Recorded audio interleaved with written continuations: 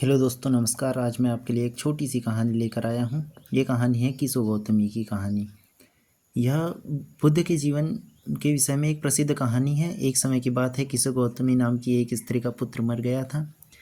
इस बात से वह इतनी दुखी हुई कि वह अपने बच्चे को गोद में लिए नगर की सड़कों पर घूम घूम कर लोगों से प्रार्थना करने लगी कि कोई उसके पुत्र को जीवित कर दो।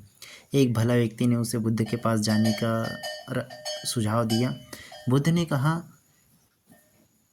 मुझे एक मुट्ठी सरसों के बीज लाकर दो, मैं तुम्हारे पुत्र को जीवित कर दूंगा। किसु गौतमी बहुत प्रसन्न हुई, पर जैसे ही वह बीज लाने जाने लगी तभी बुद्ध ने उसे रोका और कहा, ये बीज मुझे ऐसे घर से लाकर देना जिस घर में किसी की मृत्यु न हुई हो। किसु गौतमी एक दरवाजे से दूसरे दूसरे दरवाजे गई, लेकिन जहाँ भी गई उसने पाया कि किसी न किसी घर में किसी न किसी व्यक्ति की मृत्यु हुई ही थी। किसी घर में किसी के पिता, तो किसी घर में किसी की माता, किसी की बहन, किसी का भाई, किसी का पत्नी, बच्चे, चाचा चाची, दादा दादी, अन्य की मृत्यु हुई ही थी। तो अंत में किसो गौतमी बुद्ध के पास लौटी और उसने बताया, सारा विवरण दिया कि हर घर में किसी न किसी की मृत्यु हुई ही है।